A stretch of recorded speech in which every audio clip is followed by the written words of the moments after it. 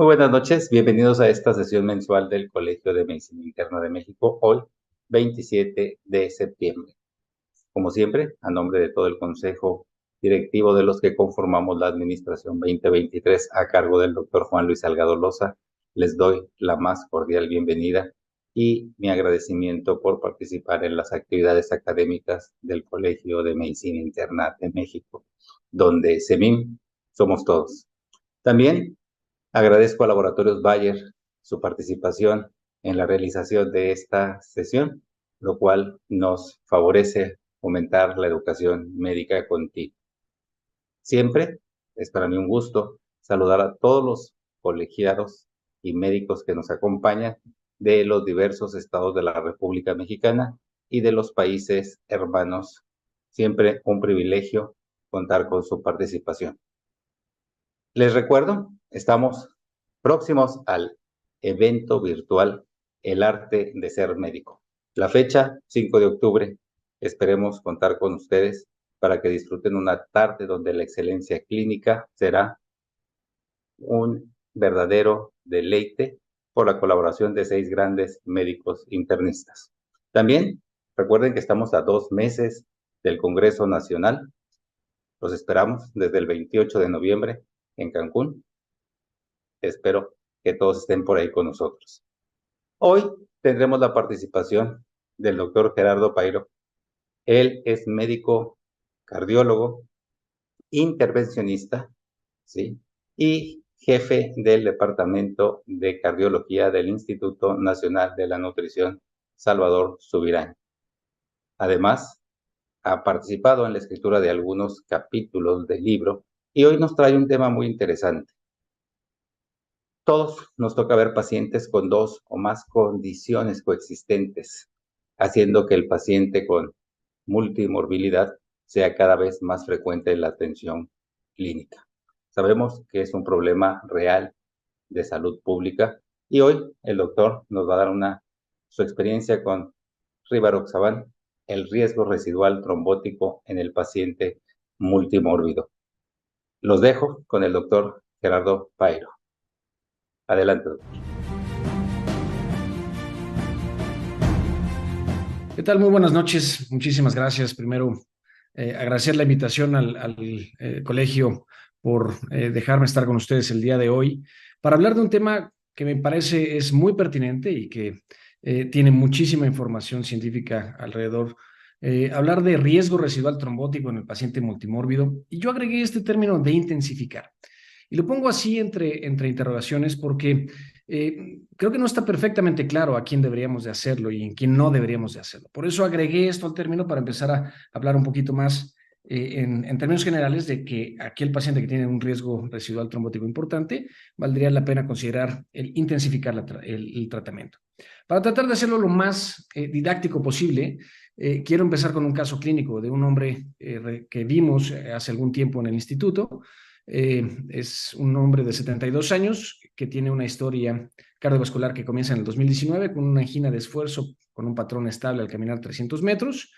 En la consulta externa de medicina interna se le hizo un electrocardiograma en donde se observaron alteraciones inespecíficas de la repolarización y una extrasístole ventricular aislada. Los antecedentes importantes que este paciente tiene es un diabetes desde hace 28 años de evolución, hipertensión desde hace 20 años de evolución, tabaquismo, el cual ya afortunadamente fue suspendido, insuficiencia renal crónica desde hace 2 años de diagnóstico con una depuración de 44 mililitros minuto y una dislipidemia de 2 años de evolución en tratamiento con atorvastatina y ezetimibe. Si ustedes ven, la realidad es que es un paciente muy promedio para lo que vemos todos los días en la consulta en el hospital y en cualquier hospital que tenga el servicio de medicina interna. Este fue el electrocardiograma que se hizo y como les había yo descrito, un par de extrasístoles ventriculares aisladas, pero la realidad es que no tiene mayores datos o algo que apunte hacia algún diagnóstico en particular. Entonces, visto en la consulta, los residentes deciden dejarle tratamiento antiisquémico, lo cual fue apropiado. Le dejaron un nitrato por la presentación con dolor torácico o tipo angina, más agregarle aspirina, metoprolol y ajustarle el tratamiento que ya tenía previamente a tratar de llevarlo a metas lo más pronto posible. Entonces, Hasta aquí las cosas iban bien, pero cuando nos lo presentan en la consulta externa de cardiología, decidimos hacerle una prueba una prueba de esfuerzo. Como ustedes lo ven, tiene grandes cambios francamente isquémicos en derivaciones inferiores de 2, de 3 y ABF tienen un desnivel negativo, como les decía, francamente evidente. Y algo que no nos gustaba para nada era esta elevación en ABR. Habitualmente, las elevaciones en ABR traducen básicamente dos condiciones clínicas, una enfermedad perivascular importante o tronco de la coronaria izquierda. Entonces, este paciente se consideró como una prueba de esfuerzo de alto riesgo y pues lo convencional y a seguir es hacer un cateterismo. Ya desde aquí vemos que tiene bastante enfermedad difusa, al menos esta es la descendente anterior, en dos segmentos, en el segmento medio y distal, pues se ve una enfermedad difusa, después tiene una circunfleja, en donde aquí les llamo la atención con esto, esta es la cara lateral y finalmente no vemos ninguna de las ramas que perfundan esta cara lateral, lo cual nos hace pensar que haya una oclusión crónica en este segmento y se alcanza a ver un vaso muy pequeño. Entonces, al menos ya van dos arterias enfermas, y la que seguramente estaba condicionando las alteraciones clínicas es la coronaria derecha. Esta coronaria derecha está enferma en todo su trayecto, prácticamente desde el origen de la arteria, el segmento proximal, el segmento medio, el segmento distal, justo antes de la cruz del corazón hacia la posterolateral y la descendente posterior. Pues es una arteria sumamente enferma, pero que clínicamente explica perfectamente los síntomas. Y decidimos entonces en ese momento hacerle una angioplastía. Se cruzaron dos guías hacia cada uno de los ramos principales de esta arteria y se hizo una angioplastía básicamente de toda la arteria para colocarle stents por todos lados. Este es el primer stent, luego viene un segundo stent empalmado y termina un tercer stent para cubrir básicamente toda la arteria y hacer algo que nosotros conocemos como full metal jacket en esa coronaria derecha. Si ustedes ven, me gustaría decirles que fue una angioplastía de rutina o convencional, porque el resultado es muy bonito, al menos angiográficamente se ve mucho mejor de cómo empezamos. La realidad es que fue muy compleja porque la gran cantidad de calcio hace que esa arteria cueste mucho trabajo expandir las placas, y a pesar de que el resultado es bueno, a veces fracturando esas placas uno puede llevarse una un muy mal resultado. Entonces, final de cuentas le colocamos 3 stents liberadores de fármaco para un total de 78 milímetros de metal dentro de la arteria. Y ustedes podrían pensar, bueno, ¿y eso qué traduce o qué nos dice? Pues más adelante, afortunadamente, las guías hicieron una modificación en nuestro concepto de que no es tan benigno tener tanto metal metido, o se debería de considerar a pacientes con tanto metal como pacientes con un riesgo mayor, ¿no? Obviamente, después de esto hicimos el ecocardiograma, y en el ecocardiograma ya nos reportan esta hipocinesia anterior en el segmento medio y apical, inferior e inferolateral, con una fracción de expulsión del 47%, lo cual es levemente disminuida, afortunadamente sin alteraciones valvulares y ni trombos intracavitarios. Entonces, hasta ahorita es un paciente que tiene cardiopatía isquémica, que tiene enfermedad arterial coronaria con intervención coronaria percutánea a la coronaria derecha con 3 stents, que tiene insuficiencia cardíaca de fracción de expulsión levemente reducida, con diabetes, hipertensión, dislipidemia y una enfermedad renal crónica CADIGO G3B.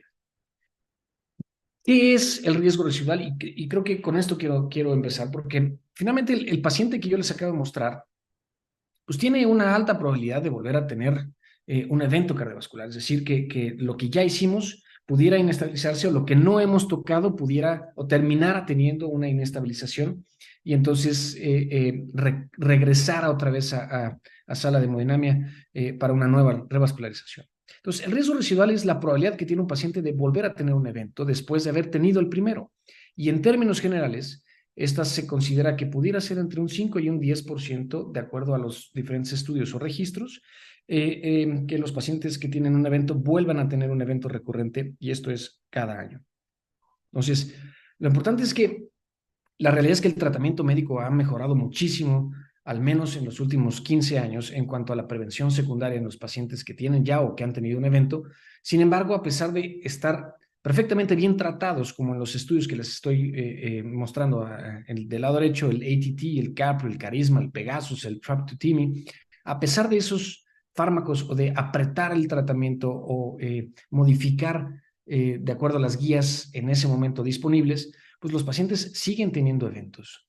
Y esto es tan franco como, por ejemplo, vean, o sea, dar aspirina a un paciente que es virgen a tratamiento y que la recibe después de un evento, reduce 19% el riesgo de un evento cardiovascular mayor y 9% el riesgo de mortalidad cardiovascular versus placebo. Entonces, las terapias que nosotros damos, sin lugar a dudas, van a influir sobre este riesgo residual. Lo ideal sería llevar a cero el riesgo residual, pero esto es imposible, o por lo menos hasta ahora no ha habido una terapia farmacológica que logre llevar a cero el riesgo residual de los pacientes. Es decir, no curamos la enfermedad, únicamente la controlamos o modificamos ciertos eventos.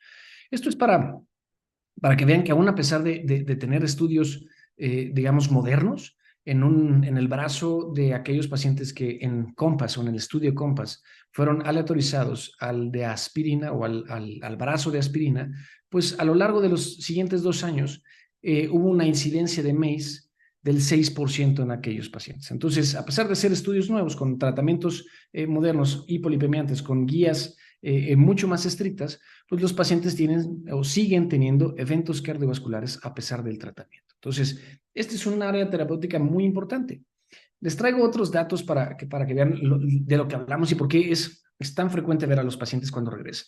Esto es de la población de REACH. REACH es un registro muy importante y que nosotros consideramos como el Framingham moderno para pacientes que tienen enfermedad arteriosclerótica. Y van desde aquellos que tienen factores de riesgo hasta aquellos que ya han tenido un evento cardiovascular. Y lo siguieron a lo largo de los 4 años para ver cuál era la probabilidad de tener un segundo evento recurrente de acuerdo a este riesgo residual del que venimos hablando. Ahora, si yo tomara en cuenta de esta población del registro REACH y aplicara los criterios de selección que tuvo el estudio COMPAS, bueno, podría dividir de alguna manera muchos datos. Ahora, REACH lo que da información desde un inicio es que hay, digamos, 4 escenarios clínicos. Uno es la población que únicamente tiene factores de riesgo, en cuyos 4 años alrededor del 6 al 8% de ellos tuvieron un evento, y el otro extremo de esta población de REACH es aquellos que ya tuvieron un evento y que están en prevención secundaria, pues alrededor de 20% de ellos tendrán un segundo evento o un evento recurrente en los próximos 4 años. Entonces, para estos pacientes son una granada en la mano. Tarde o temprano regresarán con un nuevo evento si es que nosotros no modificamos o somos mucho más intensos en la terapia que buscará modificar la evolución natural que al menos el registro REACH nos ha dicho que estos pacientes podrían tener. Ahora, yo les decía que algunas comorbilidades, pues obviamente incrementan este riesgo de eventos cardiovasculares.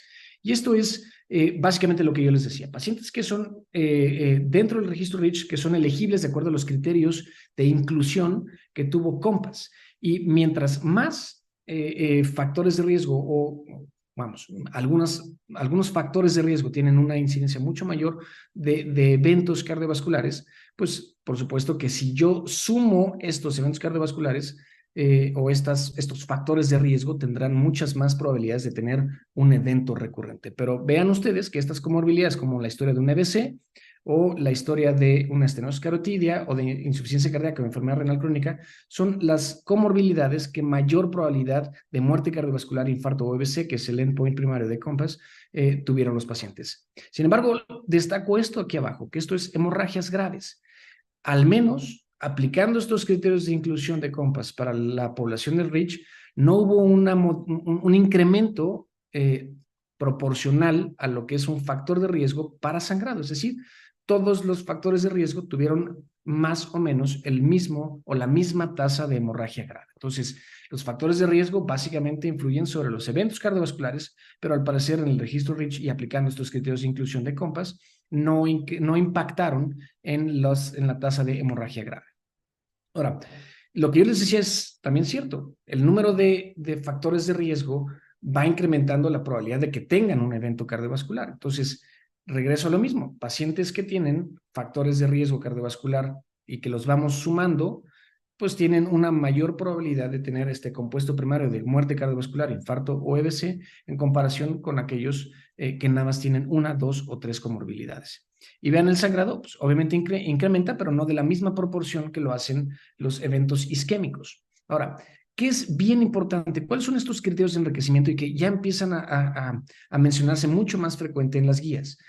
Criterios de enriquecimiento o que dan mayor probabilidad de un evento cardiovascular son edad de arriba de 65 años, antecedente de tabaquismo, antecedente de diabetes, enfermedad renal crónica, insuficiencia cardíaca, estenosis carótida arriba del 70%, enfermedad arterial periférica o historia de un EBC isquémico previo, no lacunar, EBC isquémico. Eh, Cuando nosotros vemos que 4 de estos factores presentes en un mismo paciente tienen un porcentaje en los próximos 4 años arriba del 22% de tener un evento cardiovascular, pues 1 de cada 4 pacientes con estas características o con 4 factores o criterios de enriquecimiento tendrán un nuevo evento cardiovascular si nosotros no modificamos esta historia natural. Entonces, ¿cómo se ve un paciente de alto riesgo para usted? Yo les diría, creo que estas son de las cosas más importantes que las guías han intentado modificar. Estas son las definiciones operacionales de alto riesgo isquémico en las guías. Es decir, alto riesgo isquémico, enfermedad arterial compleja con más de uno de los siguientes factores. 1, potenciadores, dijimos diabetes, infarto recurrente, enfermedad arterial periférica, tasa de filtrado glomerular entre 15 y 60, cualquier enfermedad arterial coronaria multivaso como el paciente, enfermedad arterial coronaria prematura o acelerada, o enfermedad inflamatoria sistémica. Esto es un punto bien importante, al menos en el instituto vemos muchísimos pacientes con enfermedades inflamatorias que no eran considerados como un paciente aparte, es decir, todo el mundo sabíamos que era un factor de riesgo no clásico para cardiopatía isquémica, pero no se consideraba dentro de las guías como un punto extra para considerar a estos pacientes como de alto riesgo isquémico. Ahora, lo que yo les decía, por otro lado, es los aspectos técnicos de la intervención. Antes nosotros solamente tomábamos las características clínicas o los antecedentes del paciente para considerarlo como de alto riesgo. Sin embargo, ahora las guías mencionan estos aspectos técnicos, que si yo implanto más de 3 stents, que si trato más de 3 lesiones, que si pongo más de 60 milímetros de metal, o si la historia de revascularización como en mi paciente fue compleja o ha tenido una trombosis del stent con tratamiento antiplaquetario, pues estos pacientes se consideran de alto riesgo isquémico de acuerdo a las guías. Entonces, si ustedes ven, la realidad es que es mucho más frecuente de lo que uno piensa el que nuestros pacientes se deberían o son considerados como de alto riesgo isquémico. No es tan infrecuente. El punto es que nosotros no estamos modificando nuestro tratamiento de acuerdo a esta clasificación o consideración de alto riesgo isquémico. Ahora, obviamente estas personas con enfermedad arterial coronaria tienen frecuentemente comorbilidades y estas comorbilidades aumentan el riesgo residual de los eventos cardiovasculares. Si yo tengo más de una condición crónica, 9 de cada 10 pacientes las tienen. 50% tienen hipertensión, 26% tienen diabetes. Más de 3 condiciones crónicas, 6 de cada 10 pacientes la tienen, 14% ya han sufrido un evento vascular cerebral y 13% viven con insuficiencia cardíaca leve a moderada. Entonces, obviamente, el paciente isquémico tiene otras comorbilidades que hacen o que tienen o condicionan un peor pronóstico y en cuanto al riesgo residual, incrementan su riesgo residual para volver a tener un evento cardiovascular. De acuerdo a la población de compas con enfermedad arterial coronaria, estas eran las comorbilidades. O sea, vean, es una población muy enferma. Y particularmente compas es una población muy enferma porque lo que busca esta estrategia de rivaroxaban con aspirina era demostrar que en una población de altísimo riesgo isquémico, un medicamento, un tratamiento en conjunto con un anticoagulante más un antiplaquetario, pues tenía un efecto añadido en disminuir los eventos cardiovasculares mayores en una población que per se es muy enferma desde el punto de vista vascular. Entonces, alrededor del 40% de los pacientes con enfermedad arterial coronaria también tienen diabetes. Y esto es básicamente lo que han dicho todos los registros, incluido REACH. O sea, REACH tiene arriba del 40% de los pacientes diabéticos y son pacientes que tienen enfermedad arteriosclerosa. Entonces, diabetes tiene que ser considerada como uno de los puntos más importantes a tratar en términos de intensificación de tratamiento o de, como decimos comúnmente, apretarle el tratamiento para que el paciente no presente o no termine presentando un desenlace cardiovascular. ¿Cómo estamos en México? Bueno, 75% de la población mayor de 20 años tiene al menos un factor de riesgo cardiovascular. Prácticamente el 20% tiene hipertensión, así dislipidemia, 75% de los pacientes arriba de 20 años tienen sobrepeso u obesidad, 20% de ellos tienen tabaquismo y casi 17% de los pacientes tienen diabetes. Ahora, en cuanto a la diabetes, México ocupa el 7º lugar en el mundo con más personas con diabetes, 6º lugar en el mundo con más personas con diabetes sin diagnóstico, 80% de las personas con diabetes ya van o fallecerán de una enfermedad cardiovascular y la esperanza de vida se reduce 12 años en promedio cuando un paciente con diabetes tiene un infarto. Entonces, sin duda alguna, llamo la atención solamente con estos datos epidemiológicos para que consideremos que el paciente con diabetes pues es un paciente de muy alto riesgo de volver a tener un evento si es que ya lo tuvo. Y chequen esto, cuando el riesgo cardiovascular en pacientes con enfermedad arterial coronaria crónica con múltiples factores de riesgo es alto, pero si yo lo sigo a lo largo del tiempo, la probabilidad de tener un evento cardiovascular mayor o mortalidad se va incrementando. Al año, es decir, estos pacientes que tienen enfermedad coronaria con múltiples factores de riesgo, empieza en 4%, pero para los 2 años se duplica prácticamente el 8% y para los 3 años se triplica arriba del 13% de eventos cardiovasculares y lo mismo sucede con mortalidad. Aquel paciente que ha tenido un evento al año tiene una mortalidad del 3%, para los próximos 2 años, es decir, a los 36 meses de seguimiento, ha tenido una mortalidad cercana al 10%. Entonces, obviamente, hay que atacar todas las enfermedades y en particular el paciente que tiene enfermedad arterial coronaria y que tiene otras múltiples comorbilidades, pues tiene que ser mucho mayor la protección desde el punto de vista cardiovascular que le demos a este paciente. Entonces, ¿cómo puedo proteger a estos pacientes que son de altísimo riesgo, diabéticos, con enfermedad polivascular, con falla renal, con falla cardíaca y además diabéticos? Pues bueno, a ver, les pongo esta tabla que a mí me gusta mucho discutirla, porque uno en medicina tiene que tener ciertos parámetros para tratar de sentirse cómodo con metas de tratamiento. Y entonces uno piensa en el riesgo residual que le confiere a un paciente tener colesterol alto y entonces dice, bueno, pues el biomarcador más común será colesterol LDL o podemos mencionar colesterol no HDL y entonces yo trato de dar tratamientos buscando reducir estos niveles de LDL y obviamente la evidencia que soporta el uso de estatinas, por ejemplo, o de anticuerpos monoclonales contra PCSK9, pues son Improve-It, el Fourier, el Spire y el Odyssey, han demostrado que un control o un tratamiento intensivo de los pacientes que tienen dislipidemia y que tienen un riesgo residual incrementado por estos niveles de colesterol fuera de metas de tratamiento, pues cuando uno los trata, mejor, disminuyen los eventos cardiovasculares. Lo mismo sucede con los triglicéridos e interesantemente la realidad es que no están considerados como parte de estos factores de riesgo clásicos. Sin embargo, cuando uno cuando los reduce a través del tratamiento con ácidos omega, pues hay evidencia a través de este estudio que se llama Reduce It de disminución de eventos cardiovasculares.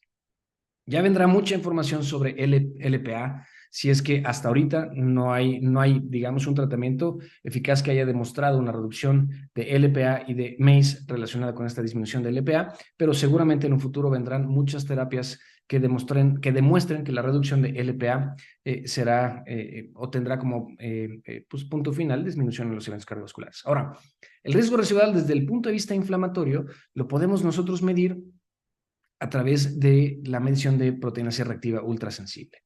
Y quienes han demostrado que científicamente reducir la inflamación reduce los eventos cardiovasculares, bueno, Cantos y Colcott, con canakinumab y con colchicina, han demostrado que reduciendo la inflamación reduces los eventos cardiovasculares. Es decir, hay una interacción finalmente como con biomarcadores, pero que está sustentado con evidencia científica que justifica el uso de estos medicamentos en los pacientes. El problema es el riesgo residual trombótico, o sea, no hay un biomarcador que nos diga a dónde tenemos que llevar al paciente en cuanto a protección. Esto es casi un acto de fe, el decir, ok, mis características clínicas o las características añadidas de una revascularización hacen a un paciente de alto riesgo isquémico con un potencial o un riesgo residual trombótico sumamente elevado, pues entonces tendré que ir a reducir este riesgo de trombosis y esto es lo que nos ha dicho básicamente el estudio COMPASS y los estudios con doble terapia antiplaquetaria que disminuyen los eventos cardiovasculares cuando yo intensifico o continúo tratamiento. Entonces, estas son básicamente, y no me voy a atorar mucho acá, lo que las guías de tratamiento han dicho ya desde el 2019 para el manejo del síndrome coronario crónico, se manejó este concepto de intensificación de tratamiento. Cuando yo veo que el paciente tiene un riesgo residual alto, es decir, que son de alto riesgo para un nuevo evento cardiovascular, tengo que modificar y tengo que lograr intensificar el tratamiento, ya sea con dos estrategias. Lo que dicen es, si tú tienes un paciente de alto riesgo isquémico, y punto, y aquí es bien importante mencionarlo, bajo riesgo hemorrágico. Lo primero que uno se tiene que preguntar es, ¿cuál es el riesgo hemorrágico de este paciente? Si mi riesgo es bajo, es decir, no es un riesgo alto de hemorragia, entonces mi siguiente pregunta es, ¿cuál es el riesgo isquémico o trombótico de este paciente? Si mi respuesta es alto porque tengo características clínicas o anatómicas en la revascularización de alto riesgo, entonces debería yo de buscar intensificar el tratamiento. Es decir, en la prevención secundaria voy a utilizar siempre aspirina. Ese es el tratamiento hasta hoy en día. La recomendación es continuar aspirina. Y en aquellos pacientes que tienen riesgo isquémico alto con riesgo de sangrado bajo, voy a intensificar mi tratamiento para reducir eventos cardiovasculares. Y lo voy a hacer con digamos, dos estrategias: o prolongar mi terapia antiplaquetaria dual, o agregar un anticoagulante como rivaroxaban en una dosis baja de 2.5 miligramos como parte de esta inhibición dual con aspirina y rivaroxaban. Y ya les demostraré la evidencia para esto. Pero bueno, todas las guías desde el 2019 han dado una clase 2A con un nivel de evidencia A para la intensificación del tratamiento antitrombótico en los pacientes que tienen riesgo alto de eventos isquémicos y riesgo bajo de eventos de hemorragia. Entonces, las guías ADA, por ejemplo, en 2022 publicaron este concepto que en pacientes con diabetes hay una combinación de dosis bajas de rivaroxaban y aspirina que puede ser beneficiosa cuando el paciente tiene enfermedad arterial coronaria y enfermedad arterial periférica. Entonces, ya les diré algunos tips de cómo y a quién le conviene una u otra estrategia, lo cual hay para todos.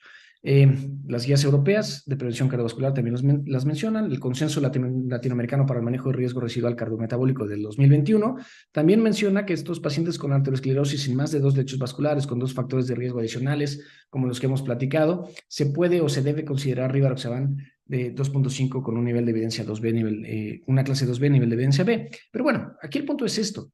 Quédense con el concepto de lo que es intensificación de tratamiento. Ya la parte final la vamos a ver más adelante, pero quiero que piensen que una vez que yo tengo un evento cardiovascular, mi paciente tiene un riesgo residual, y si el riesgo residual trombótico es elevado, es decir, tiene características clínicas de alto riesgo, tengo que considerar agregar un segundo tratamiento al tratamiento clásico establecido, que es aspirina, para tratar de disminuir la probabilidad de que este paciente tenga una recurrencia en eventos cardiovasculares.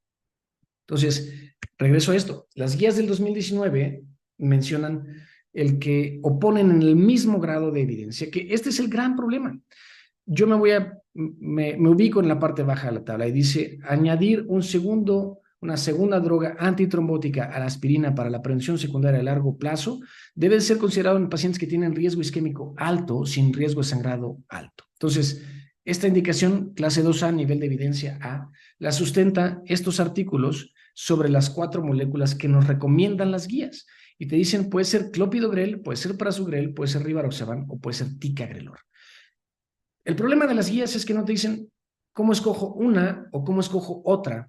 Y esto lo va diciendo un poco a poco las características de inclusión o de la población en la que se probó cada uno de estos estudios. ¿Cuál es la gran diferencia entre ellos? Y voy a ir un poco a poco desmenuzándoles un poco esto.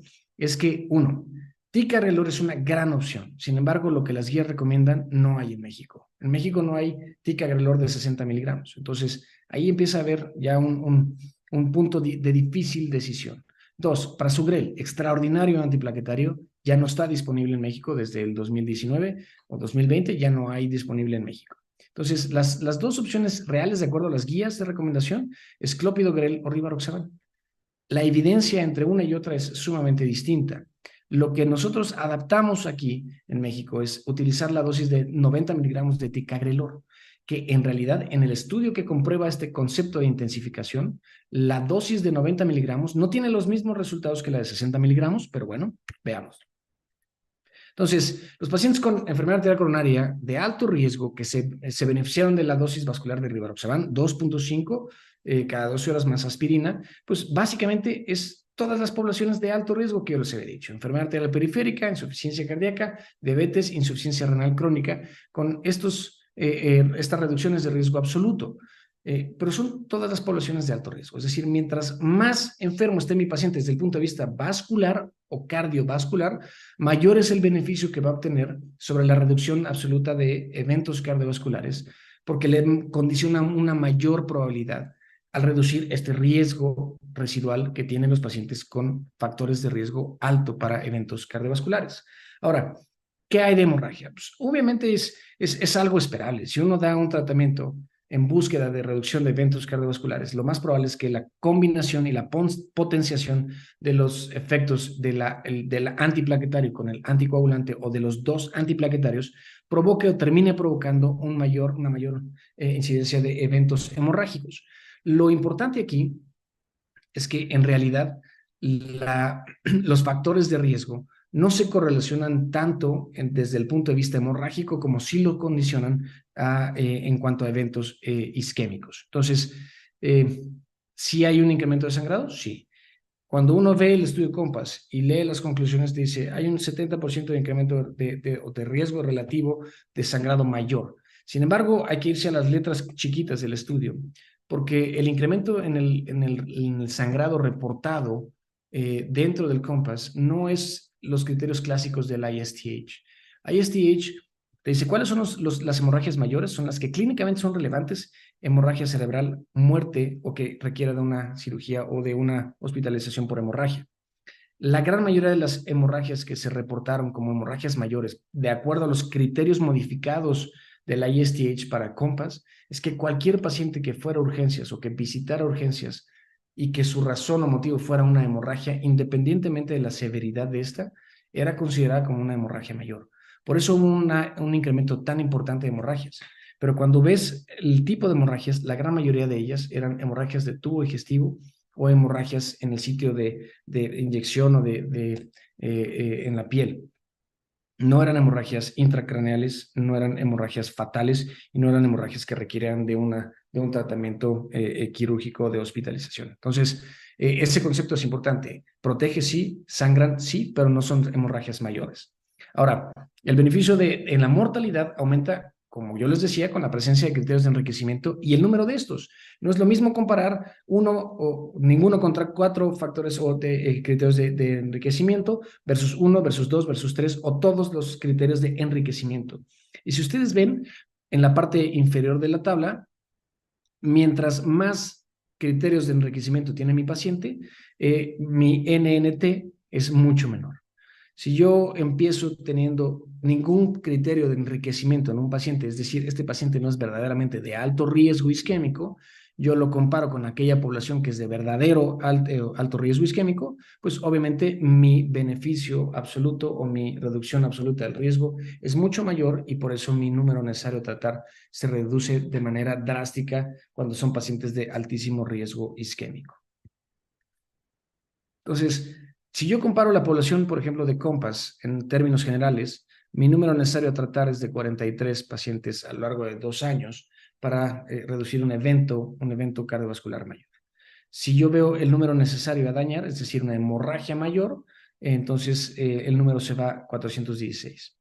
¿Qué pasa con las poblaciones distintas? Es decir, si yo veo a pacientes que son más enfermos desde el punto de vista vascular, pues mi número necesario de tratar disminuye porque el beneficio observado en aquellos pacientes que tienen enfermedad arterial coronaria y enfermedad arterial periférica es mucho mayor. Entonces, es una población que particularmente aquellos que tienen enfermedad arterial periférica, ya sea carotídea o periférica, se benefician sumamente rápido e importante de la reducción en los eventos, no solamente cardio y cerebrovasculares, sino en miembros pélvicos hay una diferencia muy importante en cuanto a la amputación, por ejemplo, en aquellos pacientes que eran ingresados con el criterio de selección, la enfermedad arterial periférica. 17 del NNT contra 3.333 del NNH, o sea, es una diferencia absurda. Lo mismo sucede para aquellos que tienen insuficiencia cardíaca, aquellos que tienen tasa filtrada glomerular abajo de 60, o sea, falla renal crónica y antecedente de diabetes. Entonces, cualquiera que sea el escenario, da lo mismo. La ausencia de factores de riesgo hace que un paciente que no es de alto riesgo isquémico no tenga el beneficio que tienen aquellas poblaciones que son de verdaderamente alto riesgo isquémico. Entonces, regresando un poquito a esto, ¿cuándo inicio el tratamiento o cuándo intensifico el tratamiento? El paciente que yo les dije tenía 72 años, 3 stents en la coronaria derecha, tenía diabetes, tenía insuficiencia renal crónica y tenía insuficiencia cardíaca más hipertensión y dislipidemia. Es decir, tiene todos los criterios de enriquecimiento que debería de tener o que nos debería hacer pensar que es un paciente que se beneficie de la intensificación de terapia. Y les recuerdo esto, esta mnemotecnia que en su momento a los cardiólogos nos ayudó mucho en saber cuáles eran los criterios de inclusión para COMPASS, pues esta mnemotecnia de revive, por revascularización, por evento previo, por isquemia, por vasos enfermos y por edad. Y si es menor de 65 años, hay que sumarle o buscarle factores de riesgo. Pero vamos, esta mnemotecnia de revive los hace tal vez acordarse de cuáles eran los criterios de inclusión, más si uno ve los criterios de alto riesgo isquémico en pacientes con enfermedad arterial coronaria, la realidad es que este paciente tiene todas las características necesarias para pensar en que se debe intensificar el tratamiento, ya sea con la terapia que sea, pero hay que pensar en intensificar. Ahora, ¿cómo hay que diferenciar estas terapias antitrombóticas? Estos son los 4 fármacos que les digo yo que aparecen en las guías desde el 2019 en cuanto a enfermedades o síndromes coronarios crónicos: clopidogrel, prasugrel, rivaroxaban y ticagrelor. Lo que hicieron clopidogrel y prasugrel fue extender el tratamiento. Es decir, yo termino mi terapia dual antiplaquetaria y después me sigo con el tratamiento en aquellos pacientes que en realidad han tolerado la terapia dual antiplaquetaria durante un año. No es que reinicio o inicio tratamiento, sino me extiendo. Así igual, los pacientes que venían en el estudio de ticagrelor, pues eran pacientes que venían después de un infarto, que habían tolerado terapia antiplaquetaria por un año. Sin embargo, la diferencia grande en los pacientes o en COMPASS es que los pacientes ya tenían más de un año de haberse infartado o de haber tenido un evento cardiovascular y que tenían 2 posibilidades: venían por enfermedad arterial coronaria o venían por enfermedad arterial periférica como criterio diagnóstico. Y esto hace que la población de pacientes que abarcó COMPASS sea mucho mayor que aquella población que abarcó las otras 3 moléculas. Por eso digo que no es el mismo peso del estudio, pero sí es el mismo peso que las guías le dieron a estas 4 moléculas en cuanto a la evidencia como grupo de intensificadores de tratamiento. Sin embargo, rivaroxaban es la única opción de tratamiento o de terapia antitrombótica dual indicada en estos pacientes con síndrome coronario crónico de alto riesgo isquémico con o sin infarto previo. Esa es la única gran diferencia entre estas 3 moléculas. Los otros venían de una intervención coronaria percutánea y el otro no necesita forzosamente venir de un evento isquémico agudo con intervención. Entonces, DAT, 18 meses extendidas a partir de 12 meses posteriores a una intervención coronaria, esto es con clopidogrel, y Pegasus, después de un infarto, se seguían el tratamiento con con ticagrelor 60 miligramos de 12 a 36 meses después de este infarto. ¿Cuál es la diferencia? Y por eso es tan evidente, es porque COMPASS incluyó pacientes hasta 20 años de antecedentes de haber tenido un infarto. Entonces, la evidencia que al menos sustenta el que básicamente cualquier paciente que ha tenido un infarto, que tiene características de alto riesgo, sea susceptible de intensificación de tratamiento, siempre y cuando no tenga sangrado o alto riesgo de sangrado, pues se va hasta un año, ¿no? Hasta 20 años. Ahora, básicamente esto resume lo mismo que les he dicho yo, o sea, 20 años desde el evento índice en pacientes que tienen enfermedad coronaria crónica, que tengan enfermedad multivaso, síntomas, angina, que ya hayan sido revascularizados o que tengan enfermedad arterial periférica. Eso es bien importante. Ahora, cosas que en realidad hacen pensar mucho que hay ciertas subpoblaciones de pacientes que no hay duda de que el beneficio es mucho mayor con el añadir rivaroxaban a la aspirina, es aquellos pacientes que han tenido un evento vascular cerebral sin fibrilación auricular, aquellos pacientes que tienen enfermedad carotidia o que tengan enfermedad periférica asociada a la enfermedad arterial coronaria. No hay duda que es el gran beneficio que puede obtener esos pacientes en cuanto a intensificar el tratamiento con rivaroxaban.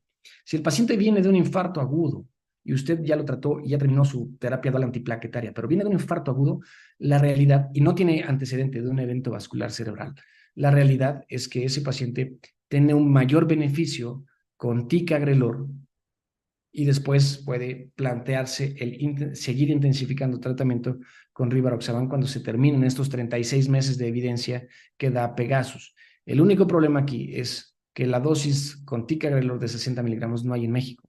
Y cuando uno compara 60 versus 90, la dosis de 90 tiene muchos mayores eventos de sangrado que lo que tiene 60 miligramos, y entonces el beneficio clínico neto de ese artículo con 90 miligramos probablemente no dé para dar una indicación tan estricta de esta estrategia de seguir ticagrelor. Hoy, lo que yo recomiendo desde el punto de vista personal es infarto, se queda con ticagrelor 36 meses y después se va a aspirina más rivaroxaban. No viene de un infarto, es síndrome coronario crónico que tiene características de alto riesgo. Ese paciente es mucho mejor llevarlo a rivaroxaban y aspirina. Estos son los 5 estudios que yo he mencionado: el estudio Carisma con clopidogrel, el estudio TAP con clopidogrel o prasugrel, Pegasus con ticagrelor, Temis con ticagrelor y aspirina, en pacientes con diabetes particularmente, y el COMPAS con una población de altísimo riesgo isquémico. Y las reducciones en MACE básicamente son consistentes, pero es más importante en aquella población de prasugrel y rivaroxaban en cuanto a la reducción de eventos isquémicos, con una mortalidad reducida o el riesgo relativo de reducción de mortalidad del 23%. Y esto era lo que yo les decía: hemorragia mayor por ISTH modificado es del 70%, pero esto se debe a la clasificación que se utilizó dentro del estudio COMPAS. Ahora, no hay una forma de comparar directa o face-to-face, o un estudio que haya comparado face-to-face las diferentes combinaciones. Sin embargo, con estos diagramas de comparación de tratamientos de manera indirecta, se logra de alguna manera, a través de los artículos que dieron la evidencia o que sustentan la evidencia, pues comparar ciertas poblaciones y ciertos resultados, y así saber cuál brindaría un mayor beneficio en cuanto a la reducción de riesgos relativos entre una y otra estrategia.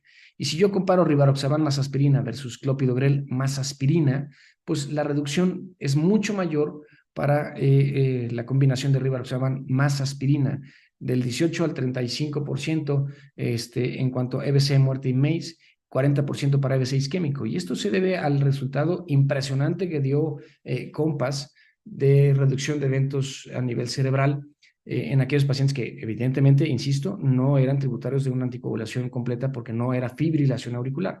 Eran pacientes que no tenían fibrilación auricular. En estos pacientes se demostró un gran beneficio desde el punto de vista isquémico a nivel cerebral. Entonces, la terapia, la inhibición dual es más eficiente y más eficaz para reducir MACE que la terapia dual antiplaquetaria, y esto es parte del mismo artículo. O sea, básicamente todas MACE, muerte cardiovascular, EBC isquémico como tal, y muerte general, prácticamente todas tuvieron un beneficio o están del lado de beneficio para la combinación de rivaroxaban más aspirina, ¿no? Otra de las cosas bien interesantes de lo que Pegasus nos dijo es: ok, ¿qué pasa? ¿Cuál es el mejor momento para yo darle el tratamiento? Pues como ustedes pueden ver, mientras más me tardo en dejarle ticagrelor o más tarde se lo inicio, menor es el beneficio que esa población adquiere.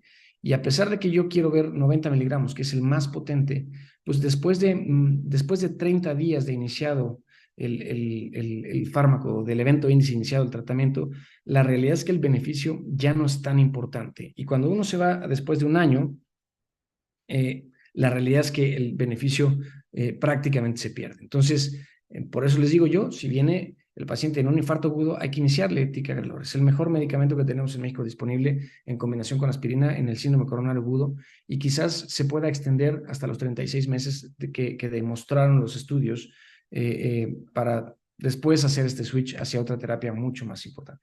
Ahora, esto es claro, o sea, el efecto de la inhibición dual, pues es constante y consistente a lo largo del tiempo, y en cambio, cuando vemos el efecto o la protección que da ticagrelor, pues se va perdiendo a lo largo del tiempo, y cuando se acerca ya a la unidad, pues el beneficio en ese momento es prácticamente nulo. Entonces, a largo plazo parece ser una mucho mejor estrategia el utilizar medicamentos como rivaroxaban con aspirina en lugar de ticagrelor con aspirina.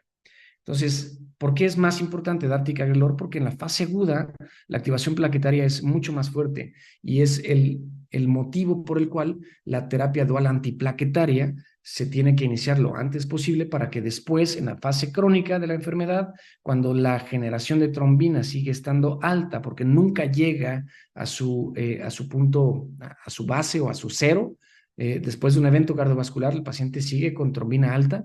Por eso esta estrategia de inhibición dual es una estrategia que ha demostrado ya desde estudios anteriores, o sea, Atlas demostró que darlo en el síndrome coronario agudo funciona y en la fase crónica COMPASS sigue demostrando que esta combinación de efectos entre aspirina y anticoagulante como rivaroxaban, pues tiene un efecto totalmente positivo en términos de reducción de eventos cardiovasculares. Ahora, uno dice, bueno, ¿por qué? O sea, ¿cuál es el efecto que tiene si es un anticoagulante ni siquiera dado a dosis de anticoagulación, pero potencia el efecto que tiene la aspirina sobre la plaqueta? Pues básicamente es por utilizar vías de estimulación como las vías PAR, bueno,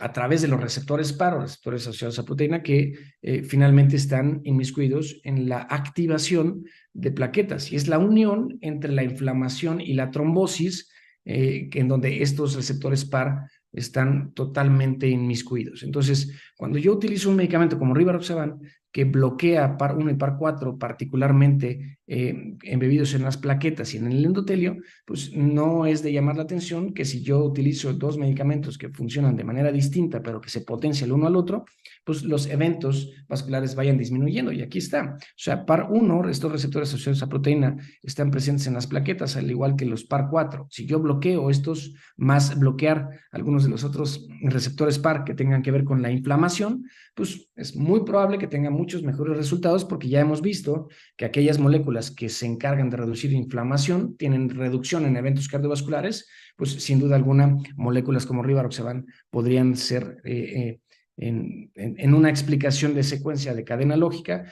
pues un bloqueo de la plaqueta absoluto por bloqueo de la generación de tromboxano, más este bloqueo de receptores PAR, más disminución de la inflamación. Ya a manera de conclusión, quiero que vean estas son estrategias de cuáles son los resultados que nosotros obtenemos de cierta estrategia. Es decir, si yo bajo una milimol por litro de LDL, o sea, 32 miligramos por decilitro, pues reduzco 21% MACE. Si yo bajo 10 milímetros de mercurio la presión arterial sistólica, alrededor de 20% de reducción de MACE. Si le doy aspirina, habíamos quedado que el 19%. Si le doy un inhibidor de PCSK9, alrededor de 20%. Y ahora con ISGLT2 que funcionan para todo, alrededor del 14%. Pero lo increíble de esto es que COMPASS utilizó o seleccionó a pacientes verdaderamente bien tratados, que ya tenían hipolipemiantes, que ya tenían antihipertensivos y que ya estaban tomando aspirina. Y sobre eso, o sea, on top of, estos medicamentos son tan potentes que reducen aún más los eventos cardiovasculares mayores. Y si uno ve el MACE, el EBC como evento único, la realidad es que la reducción de riesgo relativo de EBC, no hay ninguna molécula que se acerque a esta reducción tan importante. Entonces, a manera de conclusión, yo podría decirles que lo primero es saber que existe el riesgo residual, que el riesgo residual es la probabilidad de que un paciente vuelva a tener un evento y que sobre eso tenemos que virar nuestras estrategias. Si un paciente tiene características de alto riesgo isquémico y no tiene características de alto riesgo de sangrado, entonces ese paciente debería de tener una intensificación de tratamiento. Dentro de las terapias de intensificación de tratamiento, prasugrel, ticagrelor, clopidogrel y rivaroxaban son las estrategias que tenemos disponibles en México, únicamente ticagrelor, clopidogrel y rivaroxaban en las dosis que demostraron en los estudios tener beneficio. Entonces, rivaroxaban 2.5 cada 12 más aspirina probablemente sea la mejor estrategia de seguimiento en los pacientes que son de alto riesgo, que se encuentran catalogados como pacientes con síndromes coronarios crónicos. Con esto termino y estoy abierto para cualquier pregunta. Muchísimas gracias por su atención.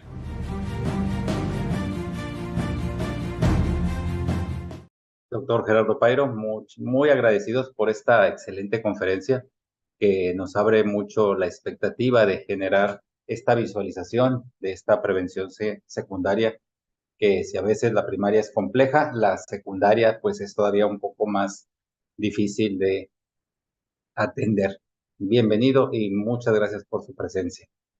Muchísimas gracias, doctor Ponce, primero por la invitación, segundo por el espacio hablar. Y les decía yo en la plática de un tema por lo menos controversial entre los cardiólogos, que nos cuesta trabajo ponernos de acuerdo porque tampoco es muy clara la información, cuando la lucha está saber si estamos en la era de reducción de tratamiento o de intensificación de tratamiento. Entonces, estos conceptos a veces, si a los cardiólogos nos quedan no perfectamente claros, me imagino que al resto de la población médica tampoco le quedan claro cómo seleccionar a estos pacientes y qué es más importante entre uno u otro concepto, ¿no?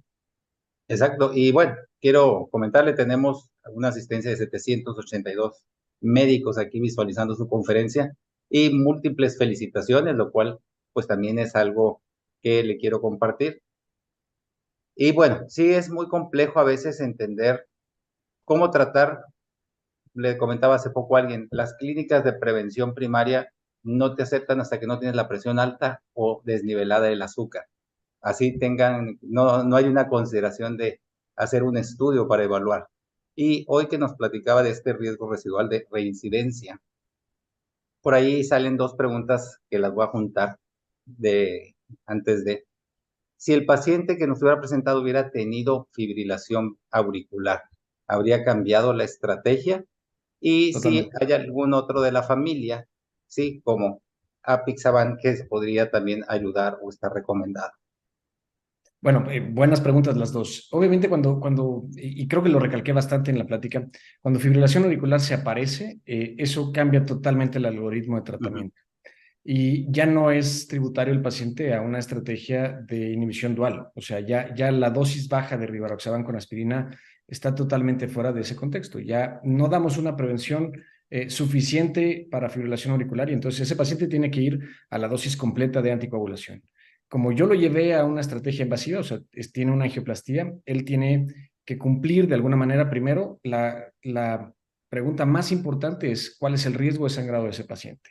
Y a partir de establecer el riesgo de sangrado de ese paciente, entonces establezco mi estrategia de prevención. Es decir, combino, por ejemplo, rivaroxaban a una dosis reducida, 15 miligramos, con clopidogrel. Esa es la estrategia que podría funcionar.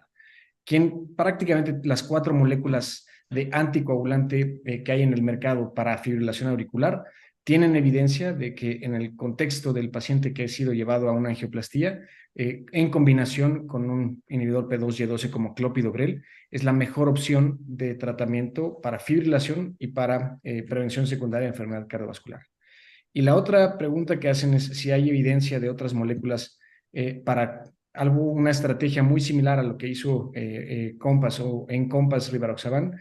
La realidad es que no. O sea, el estudio que se hizo o que se intentó hacer con apixaban, de hecho, tuvo que ser detenido prematuramente por el incremento en los episodios de sangrado. Entonces, la única molécula fuera de los antiplaquetarios que tiene evidencia para protección o intensificación de tratamiento es rivaroxaban en esa dosis, 2.5 miligramos.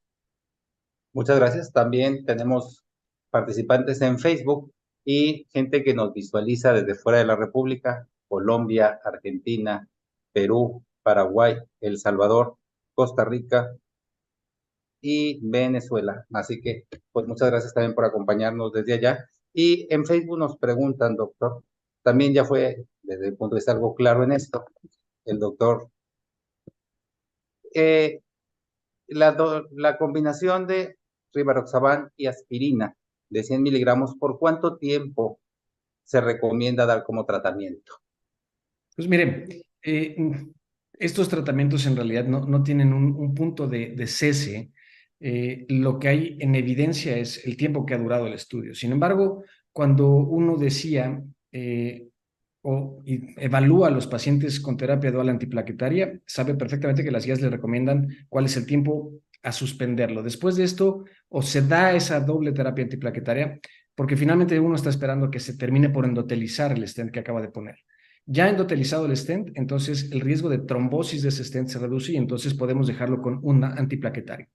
Cuando uno combina o intensifica el tratamiento, ya sea con el antiplaquetario o extiende el tratamiento con el antiplaquetario versus intensifico con una terapia o con una inhibición dual con rivaroxaban, La realidad es que es porque es un paciente de alto riesgo isquémico. Su riesgo isquémico nunca va a ser menor que lo que es en el día en el que se lo estoy iniciando. Es decir, cada vez se va a hacer más añoso ese paciente, cada vez va a tener más tiempo de diabético, más tiempo de hipertenso, peor filtrado glomerular. Entonces es un paciente cada vez de más alto riesgo isquémico a lo largo del tiempo. El problema es que nunca me dicen cuánto es el tiempo porque no lo voy a curar. Lo único que estoy haciendo es literalmente paliando la probabilidad de que tenga un segundo evento cardiovascular. En mi concepto es, mientras ese paciente no tenga un evento hemorrágico, el paciente tiene que seguir tomándolo de aquí en adelante. Muchísimas gracias, doctor. Y pues siempre es complicado el tiempo y pues yo creo que en este tipo de enfermedades que no se curan, pero lo importante es llegar a un buen control y evitar la progresión de todas las enfermedades. Es muy interesante.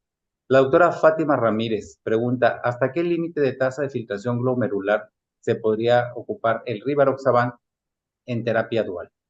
Ok, la evidencia sustenta, de hecho, al menos 15 miligramos, 15 mililitros minuto. Arriba de 15 mililitros se podría utilizar. Eh, yo les diría, habría que tener ya mucho cuidado. O sea, en esas tasas de filtrado glomerular, la probabilidad de que tenga un evento secundario, es decir, hemorragia, es considerable, ¿no? Aquí hay una pregunta que se me hace que es un poco más capciosa del doctor José Alfonso Espinosa.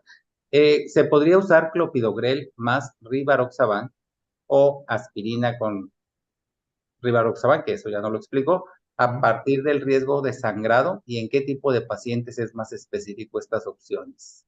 Ok, no hay ninguna evidencia de combinación de clopidogrel con rivaroxaban. O sea, el estudio que hay es con aspirina y no hay al menos publicado ninguna evidencia con la combinación con clopidogrel.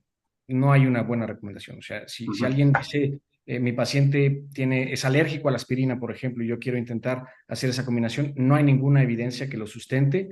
No sabemos en realidad cuál va a ser la potencia entre estas dos moléculas y quizás los eventos de sangrado podrían ser mayores a los reportados en COMPASS, por lo cual yo no lo recomendaría, aunque en algunas ocasiones se antojaría a pensar que pudiera funcionar de la misma manera que lo hizo con aspirina, ¿no?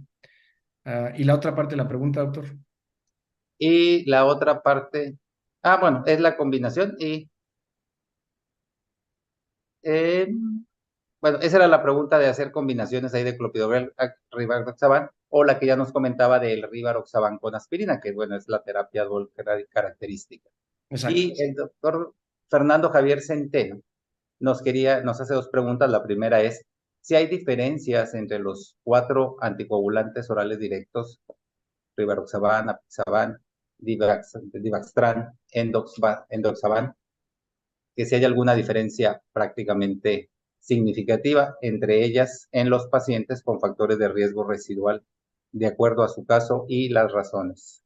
Ok, o sea, lo que les decía inicialmente es, no hay otra molécula que haya probado este concepto de inhibición dual y de prevención secundaria de enfermedad cardiovascular con éxito. Edoxaban y dabigatran, y al igual que apixaban, tienen evidencia en el contexto del paciente que tiene fibrilación auricular más una revascularización o angioplastía. En esos artículos en donde se probó este concepto para las cuatro moléculas, la realidad es que la evidencia es muy sólida. Lo que las distingue en algunas poblaciones es, algunas tienen más alto riesgo desde el punto de vista embólico para fibrilación auricular y otras tienen una población un poco más añosa, pero los resultados son consistentes. Las cuatro moléculas en fibrilación auricular y cardiopatía isquémica o que han sido revascularizados tienen evidencia suficiente como para su uso ser recomendados. En las guías, las que tienen mayor peso en recomendación por los resultados son primero apixaban y después rivaroxaban. Muchas gracias. Y también con respecto a los nuevos anticoagulantes orales directos, asundexian y milvexian, ¿se ha demostrado que tenga una eficacia superior a los actuales?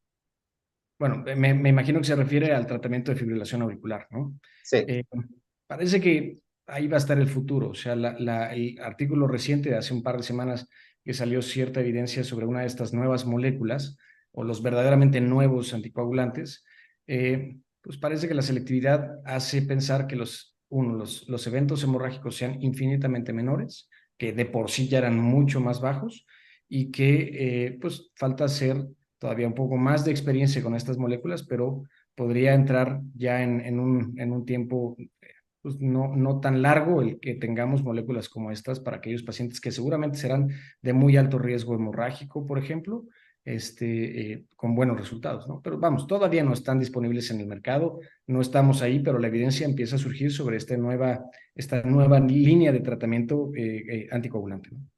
Ujú. Muchísimas gracias, doctor. Y bueno, por ahí nos hacen ahí la observación de que en algunos casos de fibrilación ahí la indicación conjunta de clopidogrel y rivaroxaban del doctor Ignacio Escobar, lo Ujú. cual, bueno, aquí hoy vemos no siquiera algún comentario extra. Sí, sí, es justamente esa. Las dos combinaciones que más se utilizan en el paciente que tiene fibrilación auricular y cardiopatía isquémica o que tuvo una angioplastía coronaria y se le colocó un stent Ujú. es con rivaroxaban 15 miligramos más clopidogrel, por ejemplo. Sí, aquí, bueno, a veces lo difícil es entender el concepto de riesgo residual Ujú. y esta prevención secundaria que de veras no es tan fácil recordar que ya los triglicéridos no son 500, que hay que ponerle mucha atención a este valor nuevo de LDL y pues bueno, evaluar mucho que no se baje más el nivel de HDL, así como factores que vemos prácticamente en los laboratorios, porque muchas veces oímos tengo el colesterol normal y no vemos la diferencial entre HDL y LDL en algunos casos. ¿Alguna recomendación especial para lograr detener un poco esta progresión de la enfermedad y limitar más el riesgo secundario? Pues es que todo esto está en metas. O sea, las metas de tratamiento están basadas en evidencia sólida de a partir de la cual los eventos se reducen. Y por eso hoy los cardiólogos, en términos generales, cualquier médico que vea a un paciente que ya tiene un evento debería lograr llevar por debajo de 55 mililitros de colesterol LDL. O sea, esa es una meta estricta. Y el por qué es